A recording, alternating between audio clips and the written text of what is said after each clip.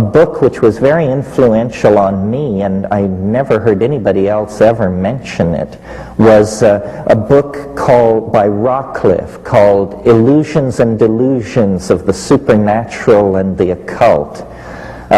This was a 19th century book which I, as a kid, got in a Dover reprint. And it was in a wonderful era where the study of anomalies was still young, and so this book had everything poured in together, from Mesmer's ectoplasm to people who had tumors that they carried around in wheelbarrows, to birds that did advanced arithmetic, so forth and so on. And it was a very much from the point of view of Victorian rationalism. And it also mentioned psychedelics. It was what it really was a category of edges, and or a catalog of edges, I'm sorry.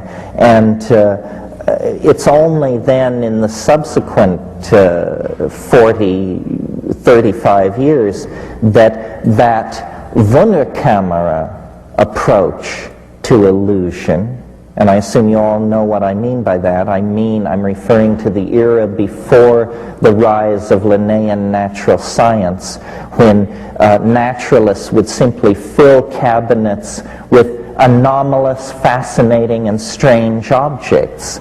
So the tarantulas might be mixed in with the chambered nautiluses, which might be stirred into the Zuni fetishes, which might be next to something else. Then later these Wunderkameras, these curiosity cabinets, as you would call them in English, gave way to Linnaean taxonomy. In the same way, over the past 100 years, I think the study of illusion and anomaly has attempted to rationalize itself. Spatial illusions are an entirely different family of illusory phenomena, and we all have encountered at some level, I imagine, the specially constructed environments that occur in behavioral psychology labs that trick you into thinking that the person in the foreground is smaller than the person in the background, and so forth and so on. These kinds of illusions are probably fairly trivial, except that they address perception.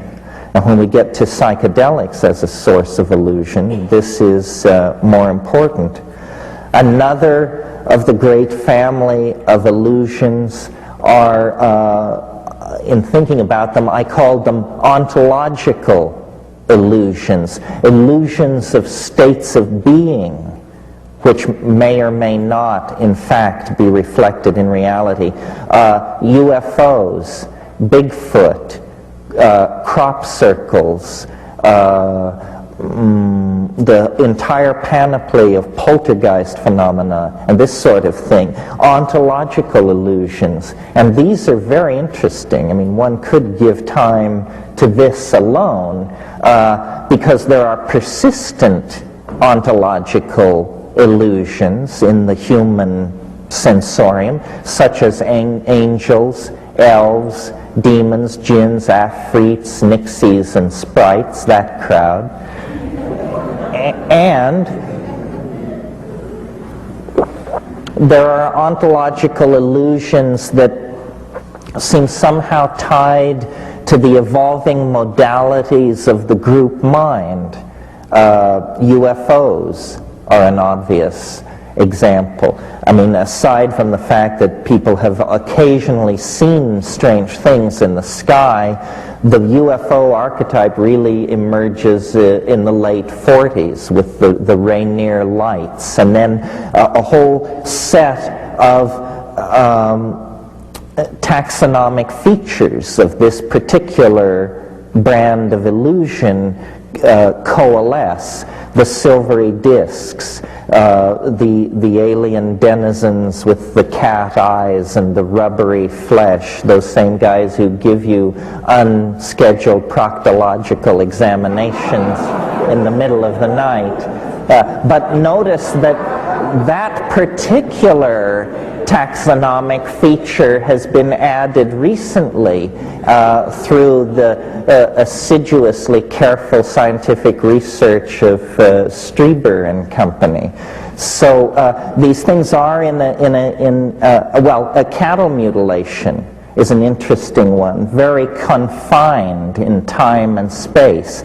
The crop circle thing, similarly. It's not that there aren't crop circles, but that what we have is essentially a pattern in an English wheat field, but then radiating out from that are the illusions of those who cast their gaze upon it, those who proclaim it,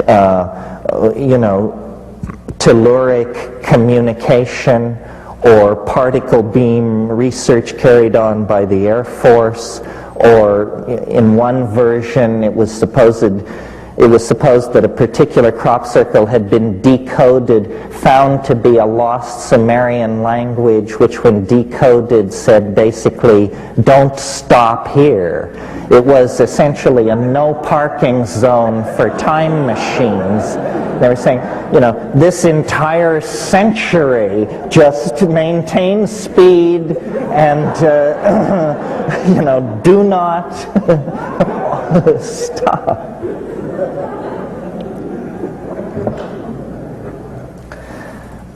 Psychedelic illusions.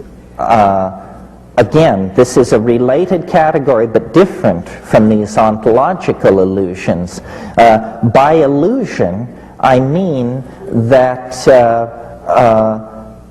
these are confrontations with phenomena, an apparently subjective ground and an assumed rational observer, where then there is a more than ordinary amount of ambiguity.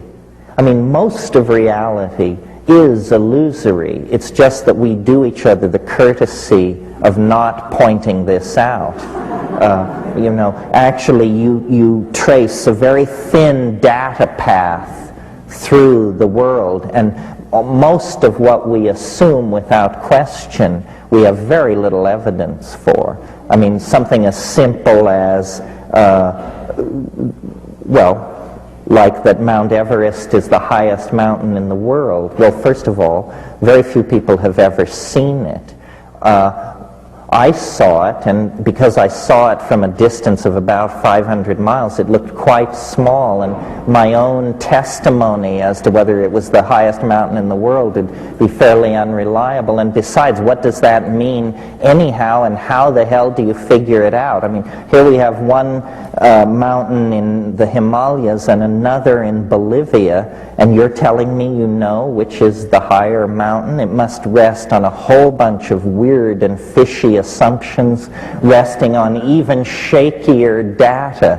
So, and that's just the question of the highest mountain in the world. Give or, leave alone the state of your lover's heart, or your banker's for that matter.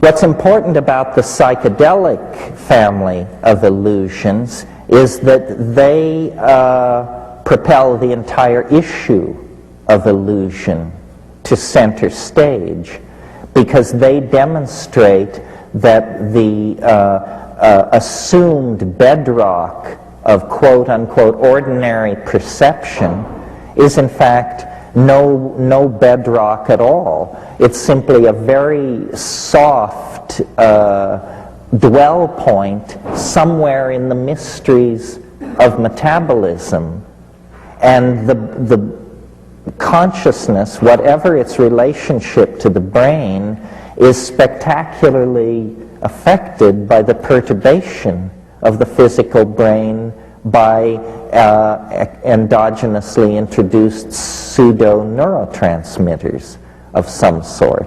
And to my mind, this is very interesting. Alexander Shulgin has secured in his work that you can take a molecule that is completely inactive, and by moving one atom to a different place on the ring, you can change this into an active, compound.